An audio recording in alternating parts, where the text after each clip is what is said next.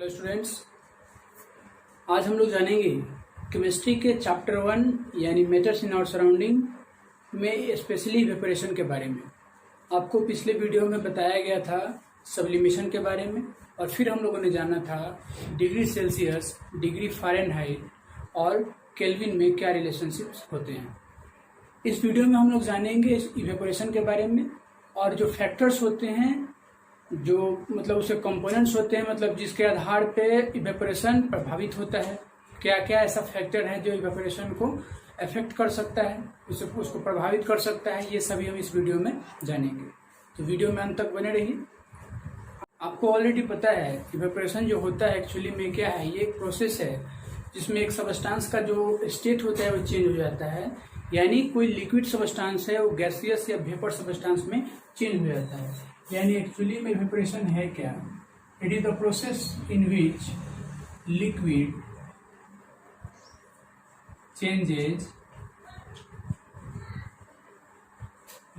Changes into gas और vapour. आपको already बता दिया गया है, याद कीजिए वो डायग्राम जिसमें सब्लिमेशन, मेल्टिंग, कंडेंसेशन, इन सब के बारे में हमने चर्चा किया था। उसी में ही आपको मिला था इवेपोरेशन, यानी the method in which liquid changes directly into gas is called, gas और वेपर इज कॉल्ड इवेपोरेशन। तो देखिए इवेपोरेशन को प्रभावित करने वाले कौन कौन से कारक हैं। पहला इसका जो कारक होता है वो होता है विंड स्पीड। दूसरा जो इसका कारक होता है वो तो होता है सरफेस एरिया, ठीक है। तीसरा जो इसका कारक होता है वो होता है टेम्परेचर, और चौथा जो इसका कारक होता है वो होता है ह्यूमिडिटी। इन चारों फैक्ट्स से क्या होता है, इवेपोरेशन प्रोसेस जो होता है वो कहीं ना कहीं प्रभावित होता है, यानी इनके घटने बढ़ने से इवेपोरेशन पे कुछ ना कुछ असर जरूर पड़ता है। चलिए जानते हैं इसके बारे में। विंड स्पीड क्या होता है? अगर विंड स्पीड इंक्रीज करेगा, मैं यहाँ पे एरो मार्किंग से इसको समझाने की कोशिश कर रहा हूँ। अगर विंड स्पीड इंक्रीज किया, एरो मार्किंग ऊपर की तरफ है, तो इवेपोरेशन भी जो होगा वो भी क्या होगा, इंक्रीज करेगा। यानी हवा की गति अगर तेज हो तो इवेपोरेशन का गति भी जो होगा वो तेज हो जाए, ठीक है। आपने नोटिस किया होगा कि हम बोलते हैं कि क्या है, धूप बाहर हवा चल रहा है, ले जाके उसको कपड़े को लेके बाहर ले जाके डाल दो, भीगा हुआ कपड़ा जल्दी सूख जाए।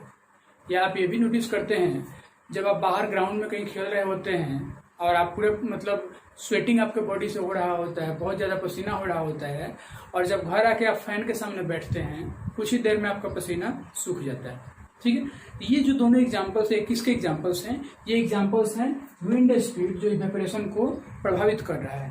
होता क्या है कि हवा की जब गति तेज होती है, तो हवा की जब गति तेज होगी तो आपके बॉडी पे जो स्वेटिंग था, जो वाटर का पार्ट था वो लिक्विड फॉर्म में था, तो वो क्या होगा, इवेपोरेशन उस वहां से फास्टर होने लगेगा। कहने का मतलब क्या है कि जो बॉडी पे आपका जो भी लिक्विड पार्ट था पसीने के रूप में, वो पसीने के रूप में लिक्विड पार्ट्स क्या होगा, हवा की गति के बढ़ने से, चूंकि फैन चल रहा है तो हवा आएगा ही, और इनकी गति जब बढ़ेगी, जब फैन चल रहा है काफी तेज स्पीड में फैन का हवा आ रहा है, तो इससे क्या होगा कि हमारे बॉडी पे जो पसीना है उनका इवेपोरेशन तेजी से होने लगेगा। और इस आधार पे हम लोग क्या देखते हैं, कुछ ही देर में वो लिक्विड जो होता है वो वेपर या गैस में चेंज हो जाता है, और हमारे बॉडी पे जो स्वेटिंग होकर पूरा बॉडी गीला हुआ रहता है, वो बॉडी का मतलब स्वेट जो होता है वो खत्म हो जाता है। मतलब क्या होता है, इवेपोरेशन यहाँ पे प्रोसेस जो होता है वो फास्ट होता है विंड स्पीड यानी फैन के हवा के चलने से। यानी पहला जो कारक होता है वो विंड स्पीड अगर इंक्रीज किया तो इवेपोरेशन भी क्या होता है, इंक्रीज कर जाता है। अगर हवा की गति तेज होती है तो इवेपोरेशन प्रोसेस भी तेज हो जाता है। बाहर हवा चल रहा हो, कपड़े को लेके पसार दीजिए, मतलब बाहर ले जाकर उसको धूप में रख दीजिए, तो आप क्या देखते हैं कि बहुत ही जल्दी वो जो कपड़ा होता है उसकी नमी खत्म हो जाती है, यानी कपड़ा सूख जाता है। क्योंकि कपड़े में जो भी लिक्विड पार्ट्स होते हैं, जो पानी से आपने उसको धोया है वो लिक्विड पार्ट्स है, वो क्या होगा कि हवा के तेज गति के चलने से क्या होगा कि उसके अंदर का जो भी वाटर मॉलिक्यूल्स है, वाटर पार्ट्स है, वो इवेपोरेशन प्रोसेस से रैपिड एक्शन में क्या हो जाएगा, वो चेंज हो जाएगा वेपर में या गैस में, और इस तरह पे इवेपोरेशन प्रोसेस वहां पे होगा और आपका कपड़ा जल्दी सूख जाएगा, ठीक है। एक और इम्पोर्टेंट बात, इवेपोरेशन प्रोसेस जो होता है उससे कूलिंग इफेक्ट होता है। इसको नोट डाउन यहाँ पे मैं कर देता हूँ। Evaporation evaporation causes cooling. Evaporation process जहां होगा वहां पे क्या होगा, कूलिंग इफेक्ट होता है। ठीक है, आपने जो मैंने अभी एग्जांपल दिया उसके आधार पे आपने ये नोटिस किया होगा कि फैन के सामने आप बैठते हैं पसीने से तरबतर होके, और फैन के सामने बैठते ही आपके बॉडी का पसीना तो गायब हो ही जाता है, आपको काफी ज्यादा मतलब कूलनेस मिलता है, आपको ठंडक महसूस होती है। ये तभी प्रोसेस संभव होगा जब यहाँ पे क्या होगा, इवेपोरेशन प्रोसेस होगा। साथ ही साथ गर्मी के दिनों में हम लोग क्या करते हैं, मटका जो होता है या सुराही जो होता है उसमें हम लोग वाटर को लेकर रख देते हैं, और कुछ घंटों बाद हम लोग क्या नोटिस करते हैं कि मटके के अंदर का जो पानी है वो क्या है, पानी बहुत ठंडा हो जाता है। होता क्या है कि मटके के जो एक्सटर्नल पार्ट होता है, जैसे जो मटका का अपना शेप होता है, उस शेप में क्या होता है, उसमें माइनर पोर्स होते हैं, छोटे छोटे छिद्र होते हैं, बहुत छोटे छोटे होल्स होते हैं। और ये होल्स जो होते हैं वो क्या होते हैं, मतलब विंड स्पीड के चलते या टेम्परेचर के चलते क्या होगा कि अंदर के जो भी वाटर मॉलिक्यूल्स होंगे उसके कुछ पार्ट को, बहुत ही आंशिक पार्ट को, बहुत ही कम पार्ट को क्या करते हैं कि अपने इंक्रीजिंग करके, यानी विंड स्पीड बढ़ा के, टेम्परेचर बढ़ा के क्या होता है कि मटके के अंदर का जो बहुत कम अमाउंट का वाटर होता है, इवेपोरेशन प्रोसेस से क्या होता है, उड़ना शुरू हो जाता है, वेपर में बढ़ना शुरू हो जाता है। और इस आधार पे क्या होता है, हम ये महसूस करते हैं कि इवेपोरेशन प्रोसेस के चलते मटके के अंदर का जो पानी है वो क्या होता है, ठंडा होता है, यानी इवेपोरेशन कॉजेज कूलिंग। या फैन के सामने आप बैठते हैं तो आपके बॉडी से जो पसीना गायब हो जाता है इवेपोरेशन के चलते, जिस आधार पे आपको क्या फील होता है, कूलनेस फील होता है। कोई डाउट नहीं। नेक्स्ट होता है सरफेस एरिया। सरफेस एरिया के बढ़ जाने से इवेपोरेशन भी बढ़ जाए। ठीक है, डायरेक्टली प्रोपोर्शनल इसको आप समझिए, इवेपोरेशन भी क्या हो जाएगा, बढ़ जाएगा। सरफेस एरिया को अगर आपने बढ़ा दिया तो आपका इवेपोरेशन भी बढ़ जाएगा। सरफेस एरिया बढ़ाने का मतलब क्या है, सपोज आपने अपने कपड़े को सुखाने के लिए एक रूम में रखा, और उसी टाइम आपने दूसरे कपड़े को सुखाने के लिए आपने छत पे रखा। क्योंकि छत जो है उसका एरिया तो खुला हुआ है, उसका सरफेस एरिया ज़्यादा है, रूम के अंदर का आपका एरिया जो है वो सीमित है, बहुत ही कम है। आप ये नोटिस कीजिएगा कि रूम के अंदर का जो कपड़ा था वो काफ़ी लेट से सूखता है, और बाहर रखा हुआ जो कपड़ा होता है वो काफ़ी जल्दी सूख जाता है। इसका मतलब क्या है, बाहर का सरफेस एरिया ज़्यादा था जिसके चलते इवेपोरेशन प्रोसेस फास्ट हुआ। अंदर रूम के अंदर का सरफेस एरिया कम था जिसके चलते रेट ऑफ इवेपोरेशन काफ़ी स्लो हुआ। और इन दोनों रिजल्ट्स के आधार पर हम लोग ये बोल सकते हैं कि सरफेस एरिया के बढ़ जाने से, जगह के बढ़ जाने से क्या होता है, क्षेत्रफल के बढ़ने से इवेपोरेशन प्रोसेस जो होता है वो भी क्या होता है, फास्ट होने लगता है। यानी जैसे जैसे आप सरफेस एरिया बढ़ाइए वैसे वैसे इवेपोरेशन बढ़ेगा, जैसे जैसे आप विंड स्पीड को बढ़ाइए वैसे वैसे इवेपोरेशन बढ़ेगा। और नेक्स्ट टेम्परेचर। अब टेम्परेचर क्या है, ये भी सेम वैसे ही होता है, टेम्परेचर को बढ़ा दीजिए इवेपोरेशन भी बढ़ जाएगा।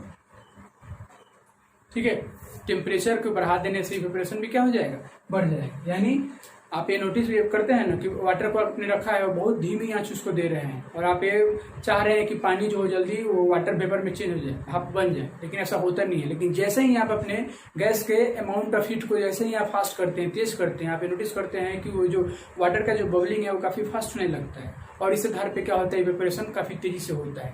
तो ये संभव कब हुआ, आपने क्या किया, आपने गैस का या आपने चूल्हे का क्या किया, टेम्परेचर को रेज किया, बढ़ा दिया। टेम्परेचर के बढ़ जाने से क्या हो जाएगा, इवेपोरेशन प्रोसेस फास्ट हो जाएगा। यानी इन तीनों के बढ़ने से हवा की गति बढ़ा दीजिए, इवेपोरेशन बढ़ जाएगा, सरफेस एरिया बढ़ा दीजिए, इवेपोरेशन बढ़ जाएगा, और टेम्परेचर को भी बढ़ा दीजिए, इवेपोरेशन बढ़ जाएगा। लेकिन ह्यूमिडिटी क्या होता है, ह्यूमिडिटी अगर बढ़ जाएगा तो इवेपोरेशन कम हो जाएगा। याद रखिएगा, इन चारों में सिर्फ एक यही है, इवेपोरेशन में चारों फैक्टर्स में क्या है, सिर्फ यही है जो कि क्या करेगा, ह्यूमिडिटी के बढ़ जाने से इवेपोरेशन कम हो जाएगा, और ह्यूमिडिटी के घट जाने से इवेपोरेशन फास्ट हो जाएगा। ह्यूमिडिटी का मतलब amount of water vapour present in atmosphere. अगर नमी है वातावरण में, वाटर वेपर ज्यादा है, तो उसमें आपके कपड़े जल्दी कैसे सूख पाएंगे। इसके आधार पे हम लोग क्या बोलेंगे कि इवेपोरेशन जो होगा वो बिल्कुल यहाँ पे इन्वर्सली प्रोपोर्शनल होगा ह्यूमिडिटी के। ठीक है, ह्यूमिडिटी आपका अगर बढ़ जा रहा है तो इवेपोरेशन कम हो जाएगा, ह्यूमिडिटी अगर आपका घट जा रहा है तो इवेपोरेशन फास्ट हो जाएगा। ये जो 4 टॉपिक थे, ये था factors affecting evaporation, factors affecting evaporation. इस वीडियो में जो भी बातें बताई गई है, मैंने यहाँ पे राइटिंग वर्क बहुत ही कम किया है, तो जो भी बात मैंने बताई है उसको आप लैंग्वेज के तौर पे लिखिएगा, जैसे लिखिएगा सबसे पहले इवेपोरेशन, उसका डेफिनेशन, और हेडिंग दीजिएगा नेक्स्ट फैक्टर अफेक्टिंग इवेपोरेशन, और पहला फैक्टर रहेगा विंड स्पीड, और हाइफन देके और लिखना पड़ेगा क्या आपको, on increasing the wind speed evaporation also increases, और increasing the wind speed evaporation also increases, on increasing surface area evaporation increases, on increasing temperature evaporation also increases, on increasing humidity evaporation decreases.